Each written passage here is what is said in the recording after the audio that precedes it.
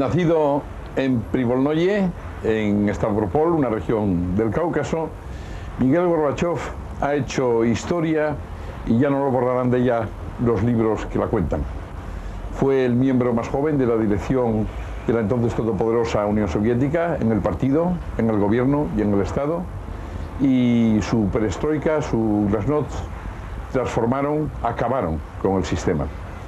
Ese es su demérito y su mérito, según quien lo mire o quien lo juzgue. Para los unos es el traidor al sistema que lo encumbró. Para los otros, el último eslabón de un sistema que no se atrevió a transformar con todas sus consecuencias. Occidente lo adora. La mayor parte de sus compatriotas, en cambio, parecen haberle dado la espalda.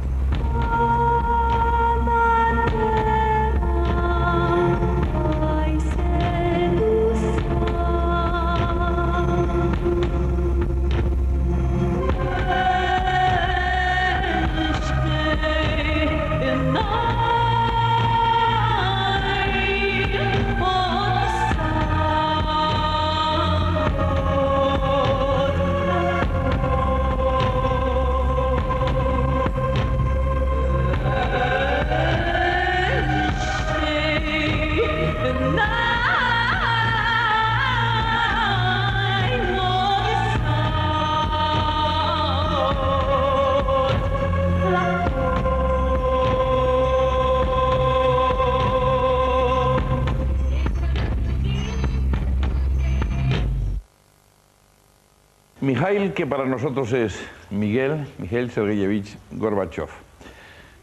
Usted es consciente, mejor que nosotros probablemente, de que es uno de los personajes de la historia de este siglo y que va a pasar a los libros de historia. Ya ha pasado, pero que pasará con el tiempo todavía más. Pero antes de entrar en política y de lo que hace usted ahora, que hace tantas cosas, no para. ¿Por qué no para? Usted lo que ha tenido, entre otras cosas, una vida muy intensa, esa es la verdad. A mí me gustaría saber cómo era aquel Miguel que de su pueblo, en el Cáucaso, en la región de Stavropol, cuando era un niño. ¿Cómo era el Miguel en su familia de aquella época? ¿Qué recuerda usted así de lo más lejano en su infancia?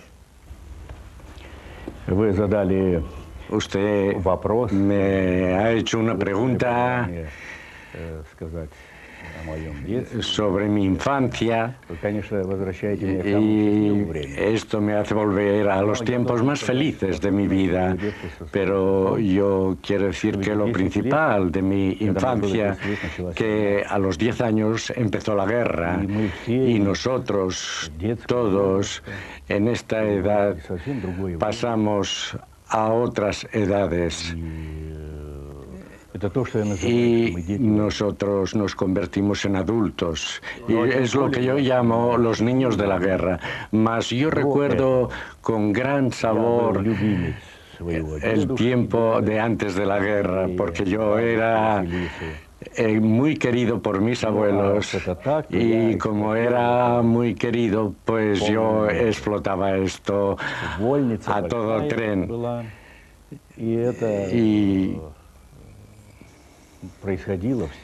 Y esto ocurría en extensiones grandes, en las estepas del Cáucaso del Norte, y aquí pues pescaba, cazaba aves y también viajes con mi abuelo, que era el presidente de una cooperativa por los campos, y también en máquinas segadoras he viajado y he participado en las recolectas de trigo y todo lo que es propio para los niños de aldea. Nosotros estábamos sobre la tierra, éramos de la tierra y tratábamos con las personas que trabajan la tierra. Yo he visto el trabajo de los campesinos cuando hace frío, hace calor, un trabajo con mucho sudor. Y esto siempre ha quedado en mi memoria. Pero este tiempo feliz fue muy corto. Empezó la guerra. И началась война.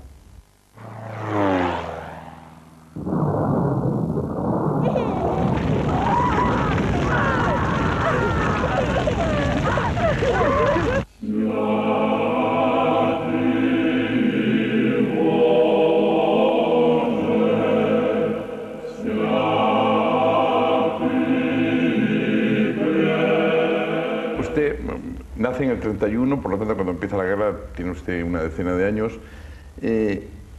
A lo que usted recuerda como tiempos felices, supongo que es eso que transcurre hasta los 10 años, pues después ya sería la guerra. Tampoco era usted demasiado mayor para sentir lo dura que era la guerra, o sí, o realmente se veía, fue muy duro también en el Cáucaso. Bueno, en el Cáucaso lo fue en algún momento, pero ¿en qué medida tuvo usted conciencia como niño de lo que era la guerra, una guerra que fue devastadora realmente? Вот, это мы ощущали в полной мере. Esto nosotros lo sentimos plenamente, ya que cuadros de lloros, de despedida a los soldados que se iban, y cada día llegaban las movilizaciones y se iban los familiares. Y nosotros, yo veía a las personas que se iban, pero se iban con una creencia de que volverían. Y después empezó lo más difícil, cuando empezaron a llegar las noticias sobre las pérdidas. Y después los carteros que tenían que entregar estas noticias, era un trabajo muy pesado. Y después lloros, gritos, donde se reunían todos los vecinos. Y en nuestra pequeña calle de la aldea, uno tras otro de los soldados perdían la vida, y esto fue lo más terrible. Y después era también la retirada. En el año 42 yo lo vi, ya que yo resulté en territorio ocupado por los alemanes junto con mi madre. ¿Y el abuelo? ¿Dónde estaba en ese momento? Y el abuelo estaba evacuado.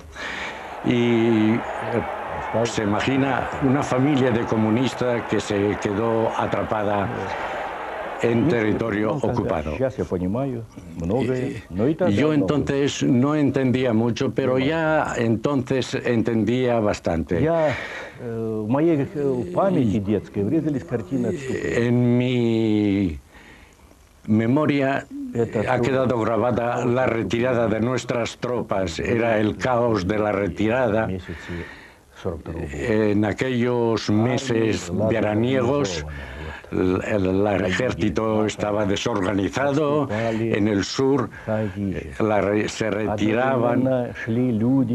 Al mismo tiempo venían las personas que no querían estar en la ocupación alemana, y venían mujeres, niños, viejos, y con sus pocas cosas que traían consigo, traían también ganado, y al mismo tiempo se retiraba el ejército. Y era muy difícil ver a los soldados que no podían defender a esta gente. Y el ejército se sentía culpable, aunque nosotros estábamos seguros de que el enemigo no podrá dominar nuestra tierra y que nosotros los echaremos otra vez. Yo quería decir de lo que está usted contando en este momento, hay dos cosas que me gustaría que usted se extendiera un poquito más. Uno es, ha dicho 2 o 3 veces lo de una familia comunista, y otras 2 o 3 veces que ustedes estaban convencidos de que aquellos invasores se iban a ir. Y eso me recuerda 2 cosas. En cuanto a la familia comunista, usted ha, digamos, mamado la política de origen. Por lo visto, ya su abuelo lo era, que era comunista de la época de la Revolución, calculo, por lo que usted me está contando, ahora me lo dirá. Y por otro lado, en cuanto al convencimiento de que los invasores se iban a retirar, es una tradición en Rusia ya, que ya hablaba Napoleón del general invierno, eso de que ustedes van aguantando, se van retirando, llegan a los mínimos vitales para subsistir, y al final consiguen que el tiempo se les vuelva a favor, digamos, ¿no? en relación con el invasor. Son las 2 cuestiones, la politización de su familia especialmente, y la tradición rusa de retirarse pero al final recuperar terreno? Ну, что касается, вот я сразу ответ скажу на... Yo contestaré primero a la segunda parte de su pregunta.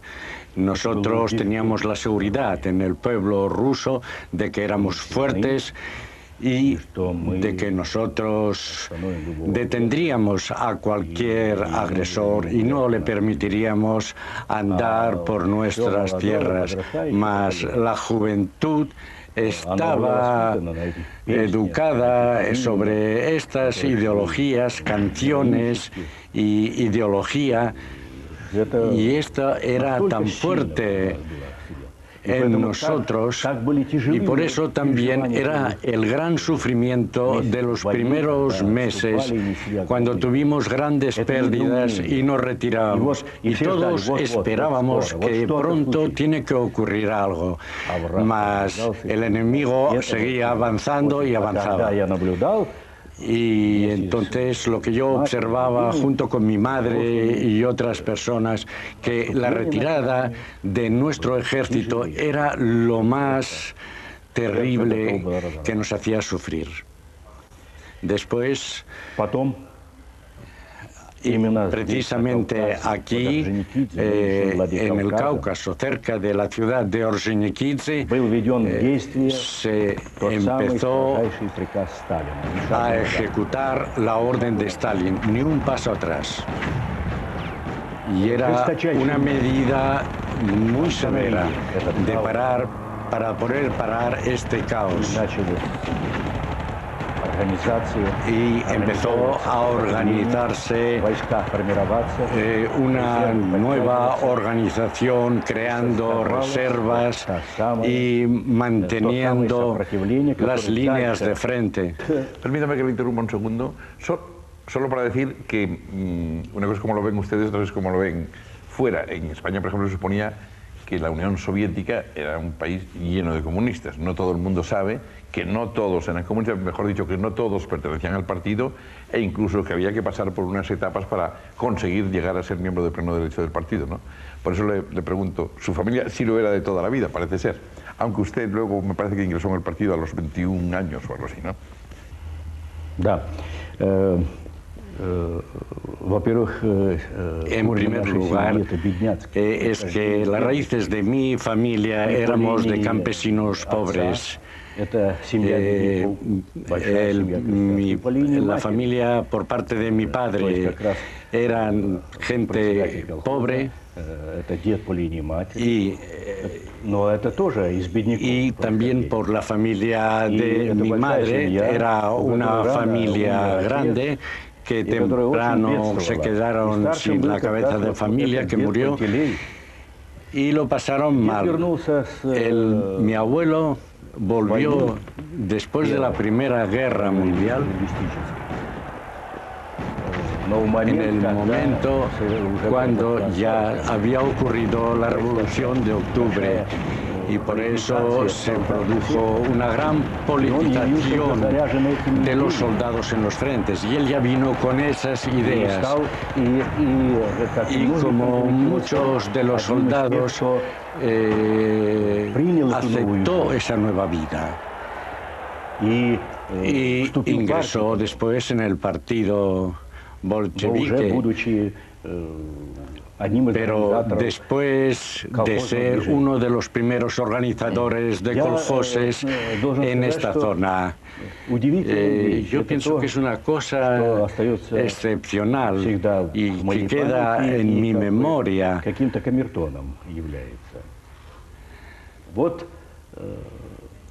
Estas dos familias que se unieron y que después resultaron estar en otra situación durante el poder soviético. El abuelo por parte de mi madre era partidario de los kolhoses, sin embargo, el abuelo por parte de mi padre no quería, no admitía los kolhoses. pero tanto uno como el otro aceptaban que habían recibido la tierra por parte del Estado.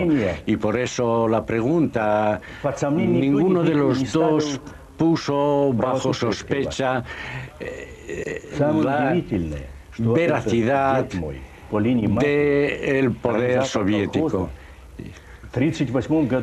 Y el abuelo, por parte de mi madre, en el año 38 fue arrestado como trotskista y fue condenado a morir, y suerte que fue revisado.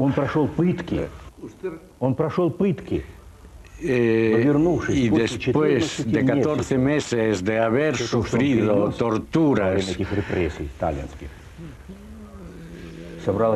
se reunió toda la familia y él contó todo lo que le había ocurrido, las torturas que había sufrido. Y ya entonces yo tenía 18 años y yo me acuerdo esto. Pero mi abuelo pensaba que esto no era cosa del poder soviético. Más aún, él pensaba que Stalin no tenía que ver nada con eso, sino que eran las autoridades locales, porque la sociedad no conocía los planes de Stalin sobre la eliminación de hombres y mujeres que estaban entregados a la revolución. Es evidente que como le alcanzó a su familia, usted vivió, aunque fuera usted un niño, porque era un niño, aquella tensión del momento de la ruptura del trotskismo, ¿no? Evidentemente lo vivió con mucha tensión también. Lo tenía en casa. Нет, я хочу сказать, что на примере yo quiero decir que en el ejemplo de mi familia yo vi que sufrimos represiones más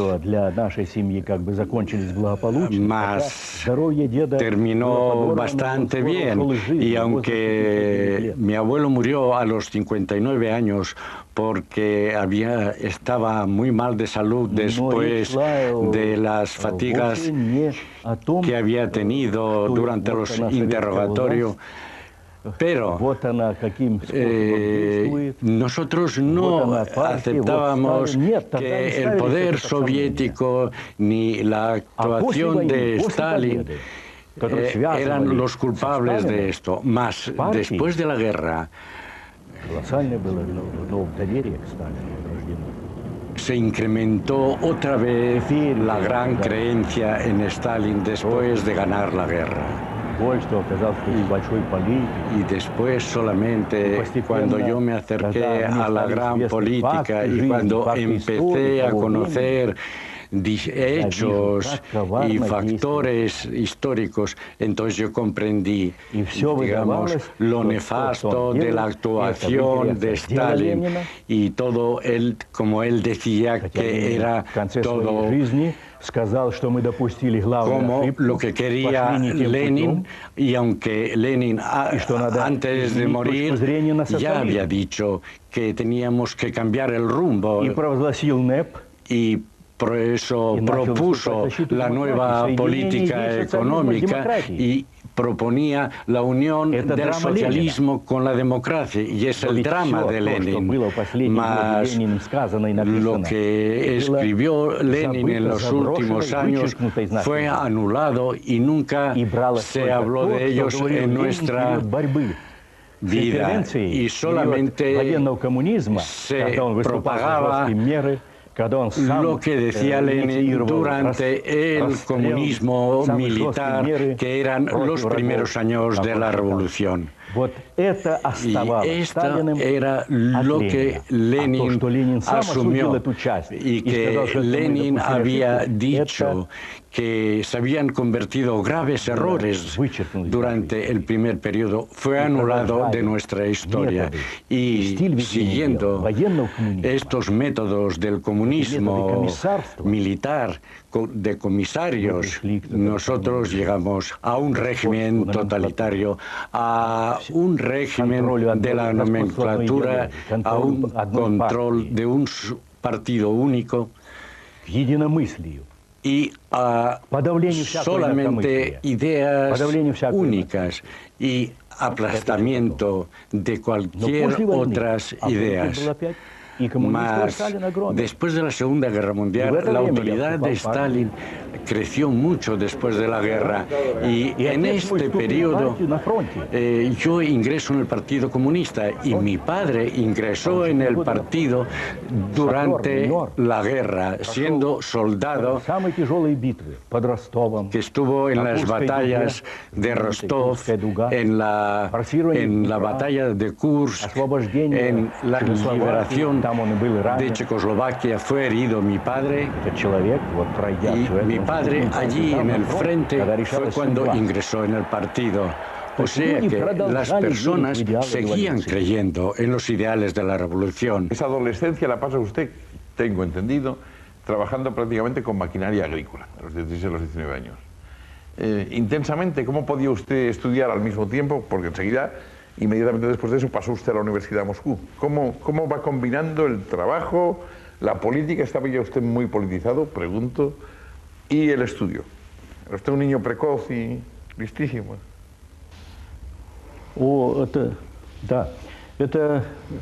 Yo pienso que tuvo mucha influencia, que después de la Segunda Guerra Mundial el país necesitaba cuadros profesionales y Stalin, a pesar de todas las dificultades que sufrimos durante la guerra, se procuraba de que el proceso de formación no fuera interrumpido. Y aunque no teníamos a veces lápices y nos inventábamos a veces la tinta y a veces escribía sobre libros de texto haciendo los deberes, y nosotros estudiábamos a pesar de todo esto. Y después existía una gran demanda. Y la parte joven, la mejor parte de la juventud había muerto en la guerra. Y por eso, todos los que terminábamos el bachiller, prácticamente todos ingresábamos en la enseñanza superior. Y yo entré en una universidad destacada, como era la Universidad de Moscú, y después yo estudiaba bien. A mí jamás nadie me tuvo que empujar para que yo estudiara, ni mi padre ni mi madre. Yo solo, a mí me gustaba estudiar, y quizás también porque yo rápidamente, muy joven, ya fui independiente. Я с Михаилом Сергеевичем познакомилась раньше. Con Mikhail Sergeyevich yo lo conocí antes del 55, en el 53 nos casamos. Nos conocimos en un baile. Era una forma muy tradicional, normal, de encontrarse entre las personas jóvenes. ¿Cómo Gorbachev llegó a la universidad? Yo no tuve ninguna protección. Yo no era persona conocida y no tenía familiares o conocidos en Moscú, mas existen una serie de cosas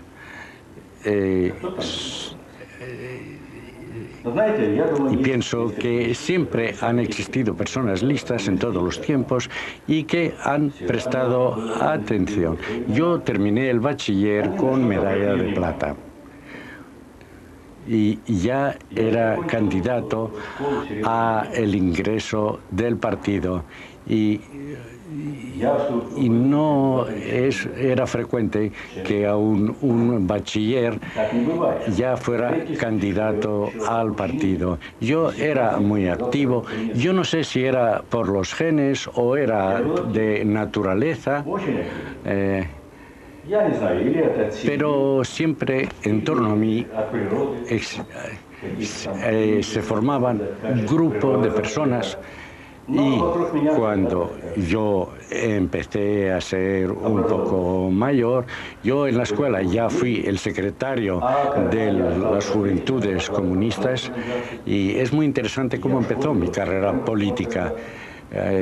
Unas cuantas personas fueron, digamos, propuestos para el secretariado de las Juventudes Comunistas. Y todos nosotros nos levantábamos y nos presentábamos.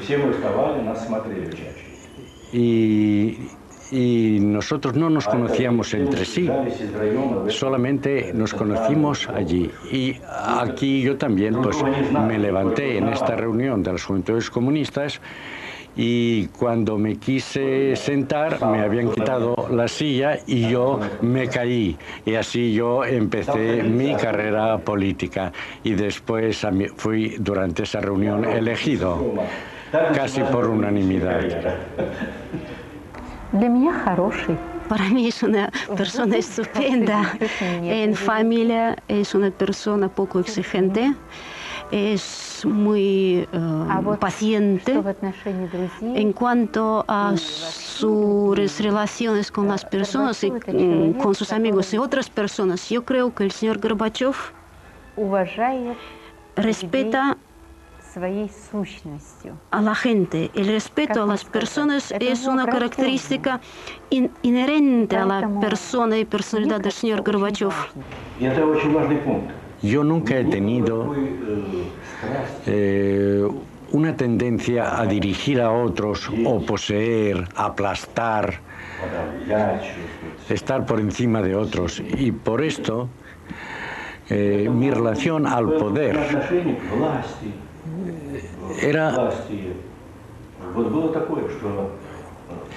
era una relación cuando yo no buscaba el poder. Y si yo pensaba en algo, era que el poder posible podría permitir realizar programas y este era un estímulo que sí yo tenía. Actualmente hablar sobre Gorbachev con detalle es muy difícil porque él ha desaparecido de la política. La misión histórica de Gorbachev consiste en que él destruyó un imperio geopolítico rojo y una de las estructuras más importantes del mundo la convirtió en, digamos, en una ridiculez. Y desde el punto de vista de mis amigos y desde mi punto, es un criminal, porque él se ha convertido en un Heróstrato, porque Heróstrato solamente quemó el templo de Nítida, pero éticamente Gorbachev es aún peor, porque Dante en su infierno, en el círculo noveno, el último, él situó allí a los perjuros que eran los peores, porque Gorbachev traicionó a sus benefactores, él traicionó al partido, al país, y desde el punto de vista moral es, digamos, una persona nefasta. Y desde el punto de vista personal, yo he visto varias veces a Gorbachev y a mí me parece que es como un mercurio, porque se adapta rápidamente a las situaciones y al mismo momento cambia su estado y se parece como a un reptil, un camaleón. Como ser humano es muy simpático y abierto. No olvidemos que Gorbachev fue el primer líder de la Unión Soviética con 2 títulos universitarios. Estudió con mucho interés su carrera de filosofía. Por ello, su forma de pensar está condicionada por el razonamiento filosófico.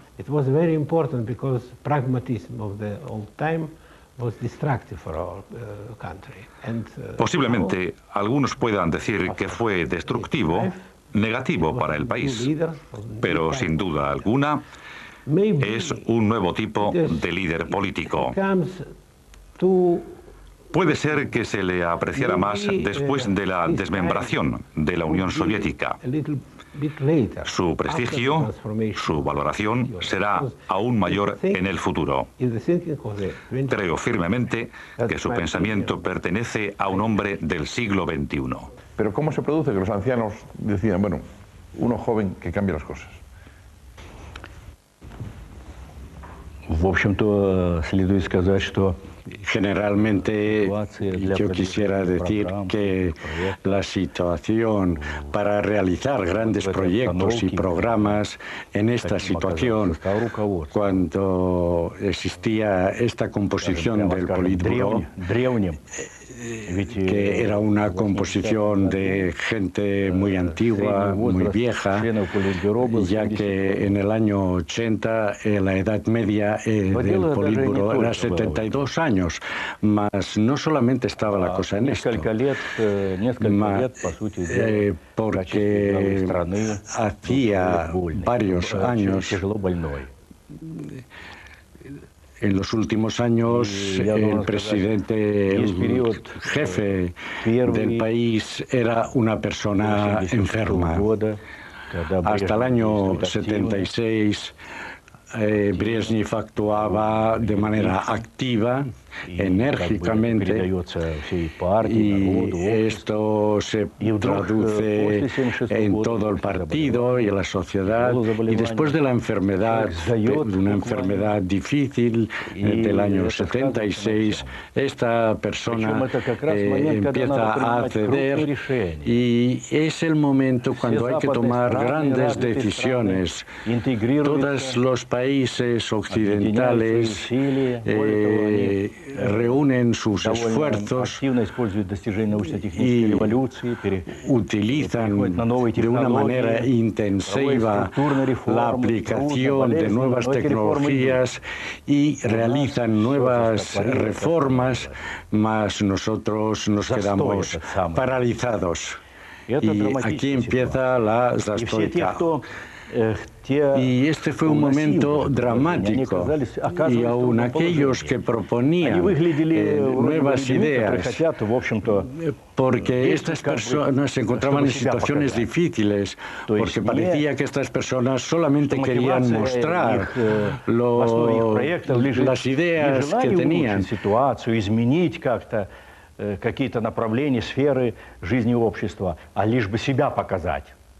O sea que era necesaria una democratización del sistema, descentralización, y había que cambiar muchas cosas. Mas los líderes envejecidos tenían atados de manos y pies. Не отсидеться нам, не отмолчаться, самих себя вовек не обмануть. Пришла пора, за правду надо драться, чтоб наш корабль по курсу развернуть. Вступают в бой все новые отряды, скорее в строй и тверже шаг держи. По всей стране идут уроки правды взамен уроков лжи. ¿Y cómo se produce entonces, señor Gorbachev, que pasen de un Andropov que parecía un poco más joven? Por otro lado, en Occidente se desconfiaba mucho de él por aquello de que había estado al mando del KGB, precisamente. Después, en vez de ir a otro más joven, se va a uno más anciano todavía, a Chernenko. ¿Cómo se produce ahí que den en usted? Ну, вы понимаете, страна на глазах людей уходит из жизни один генсек. Comprende, Год небольшим, другой. el país А на его место избирают человека больного, veía que se muere un secretario general, dentro de poco muere otro, y después se elige uno enfermo que aún no puede leer el texto en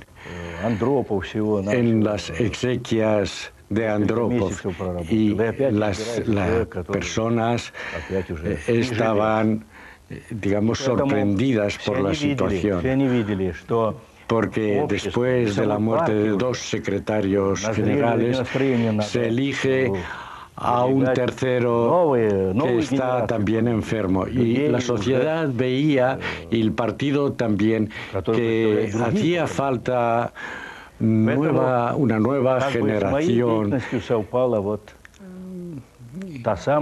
que representara a otras generaciones. Y mi actividad coincidió el cambio de generaciones. Y estos siempre son los momentos más difíciles cuando se producen estos cambios generacionales, porque cada generación tiene su visión del mundo, sus costumbres, y todo eso cambiar casi siempre es un drama.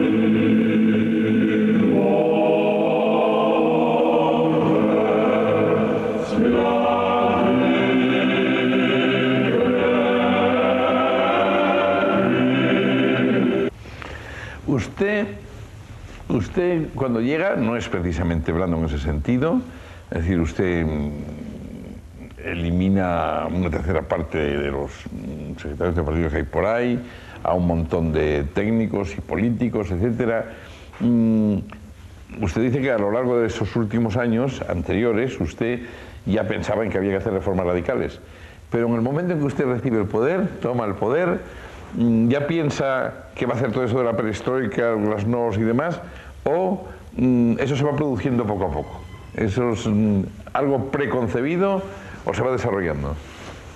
Нет, несомненно, проблема реформ, тема необходимости реформирования, она носила в воздухе. Indudablemente el problema y la reforma estaba en el aire.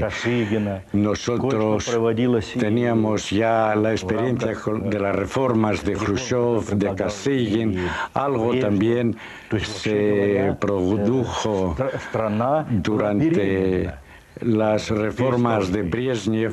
El país estaba embarazado por la perestroika y las personas estaban esperando un cambio y veían que no se podía seguir por el mismo camino. Y por esto yo, cuando llego al poder, llego ya con la idea no solamente mía, sino también de mis colaboradores, y tengo en cuenta a los miembros del Comité Central. Y si usted lee mis informes antes de llegar al poder, ya existen muchas ideas. Pero por supuesto, y tanto. Pero a toda una vieja generación también que se opondría terminantemente a esa reformas, ¿no? Porque les iba en ellos su bienestar también, ¿no?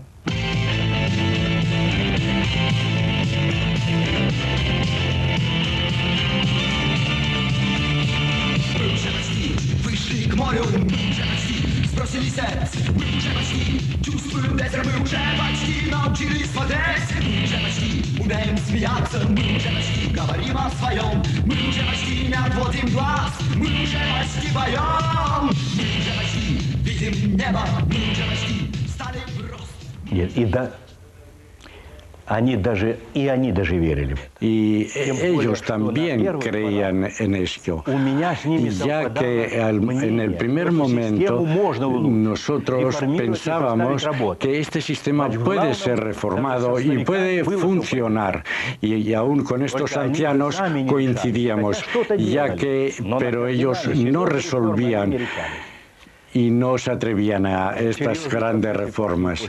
Los procesos serios empezaron después, cuando las primeras informaciones al partido y a la sociedad, y cuando la sociedad empezó a enterarse de cosas a través de la glasnost y la apertura de muchos temas y territorios que se ocultaban durante un periodo histórico que no conocían los ciudadanos soviéticos.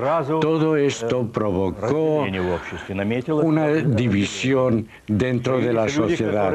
Aparecieron personas que decían, no, esto es peligroso. Y que hay que realizar las reformas para que no cambien la naturaleza del sistema en el que estamos viviendo.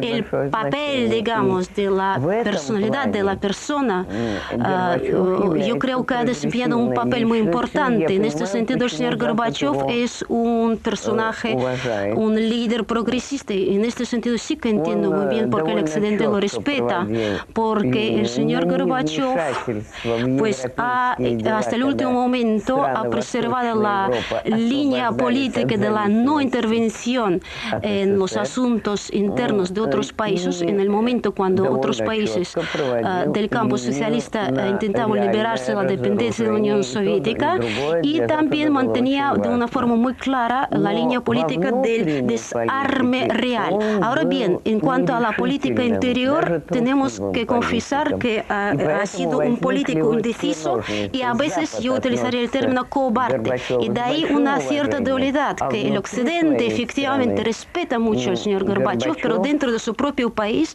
el señor Gorbachev está considerado como una persona que ha hablado mucho, pero ha hecho poco. En la Unión Soviética se había pasado ya por todos los sistemas, la dictadura pura y dura, tipo Stalin, por ejemplo, o algunas épocas de troika también, Kosygin, Brezhnev, Mikoyan, por ejemplo, etc. Usted también renuncia en un momento a la presidencia del Presidium del Soviet Supremo, que es, para los que no lo sepan, es la presidencia de la URSS en esa época, y envía ya a Gromyko, por cierto. ¿Qué relación en ese momento tiene con Gromyko, que era un personaje de toda, un referente de la diplomacia soviética de cantidad de años, el hombre que no sonreía y demás, ¿no? Ahí Gromyko, ¿qué actitud adopta? Supongo que se da por perdido, pero él colabora, no colabora, está frío, en fin. Si hablamos sobre Gromyko, pues es una persona única y ha sido fundamental. Y a todos siempre les sorprendió su capacidad de siempre estar en el poder. Gromyko realmente es un gran diplomático y político, mas cuando ante mí se plantearon problemas de planificación de la perestroika, yo comprendí que tenía que tener un ayudante, digamos, en el campo de la política internacional. Digo que si al final la síntesis de sus grandes problemas cara a la reacción social puede ser que los comunistas le consideraban un traidor, sencillamente, y un irresponsable, y que los no comunistas consideraban que al fin y al cabo él seguía siendo un comunista que no iba a cambiar las cosas. Puede que esa sea la pregunta clave, ya que la importancia mayor la tiene la comprensión de la sociedad donde se producían estas reformas y cómo reaccionaba esta sociedad. Yo pienso que la sociedad admitió las reformas de una mayor democracia, de multiplicidad de partidos, y hasta hoy, que viven en una situación muy difícil, no quieren volver para atrás. Y aun cuando ahora preguntan a los rusos en qué país quieren vivir, el 82% dice que quieren vivir en un país libre. Y esto es un plus para la perestroika, mas al mismo tiempo, indudablemente, las personas estaban desilusionadas de que a partir de 4 años, en el año 90, no aparecían novedades del suministro de comida, porque el país se convirtió en un sistema de colas y las personas discurren no como usted y yo sobre las concepciones, sobre las partes de la concepción, sino ellos valoran la eficacia de una política por los efectos que tienen en la vida real, si la vida es mejor o peor. Y ellos comprendían que mucho de lo que estaba relacionado con la libertad estaba muy bien, que ellos pueden elegir, está bien, más que veían que algo no funcionaba con la economía. Y aquí aparecen personas que dicen, nosotros lo podemos arreglar esto rápidamente. Y hablan de que pueden cambiar todo en 2, 3 años y hacer que sea un país floreciente.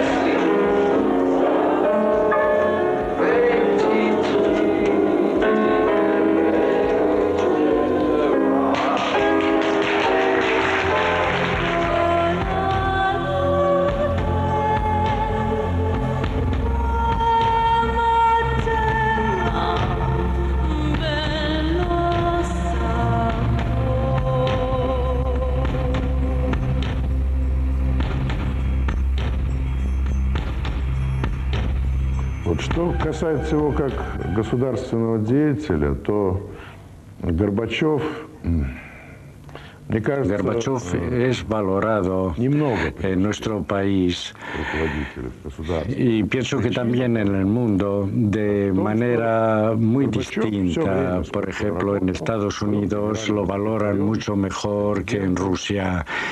Y si intentamos de valorar y poner todo en la balanza, yo pienso que Gorbachev debe valorarse su actividad altamente, ya que si buscamos una figura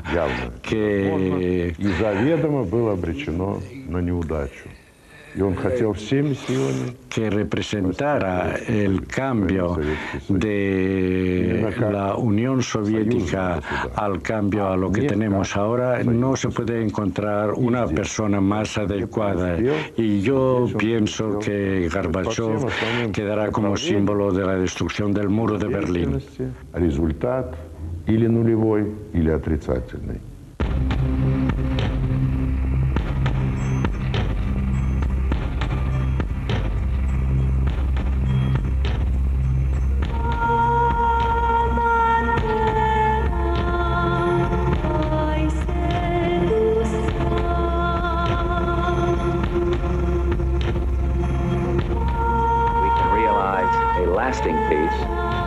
Transform the East-West relationship to one of enduring cooperation.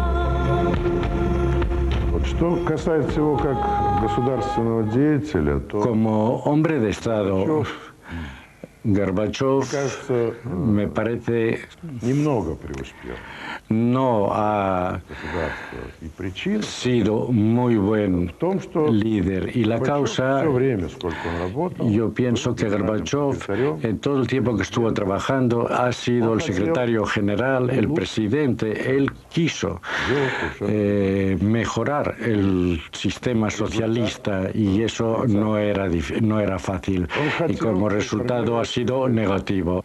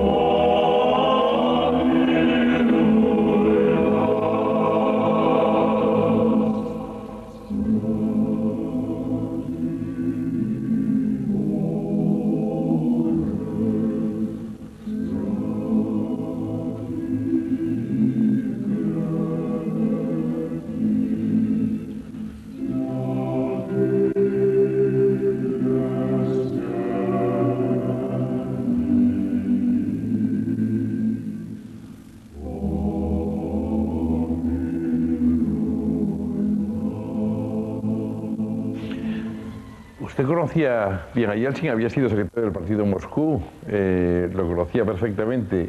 ¿Esperaba que esto deviniera lo que ha devenido, tanto con Yeltsin como en general con la Unión Soviética, hoy Rusia y la CEI, como con los diferentes partidos políticos y como con usted? Al final, ¿cuál sería el punto final que usted, el análisis final que usted haría de la situación? Usted sabe, yo no solamente comprendía y además avisaba, porque aún cuando lo eligieron presidente de la Federación Rusa, yo voté en contra. Y expliqué que no era nada personal, porque si yo quisiera tener algo personal contra él, entonces ya en el 87 ya lo hubiera anulado y lo hubiera mandado, por ejemplo, a un puesto diplomático, y entonces ya la estrella de Yeltsin habría terminado. O sea, no había ningún tipo de venganza, sino era una división de opinión, porque su experiencia durante su estancia en Moscú mostraba que él solamente sabía destruir, pero no construir. ¿Usted personalmente y finalmente, como pregunta, se ve de nuevo en el ojo del huracán político? ¿Quiere usted volver? ¿O está disponible? Yo no estoy fuera. Yo sigo trabajando, ya que la política actual de nuestro país, digamos, está en efervescencia y entonces se producen muchos cambios. Mikhail Sergeyevich Gorbachev, muchísimas gracias y mucha suerte.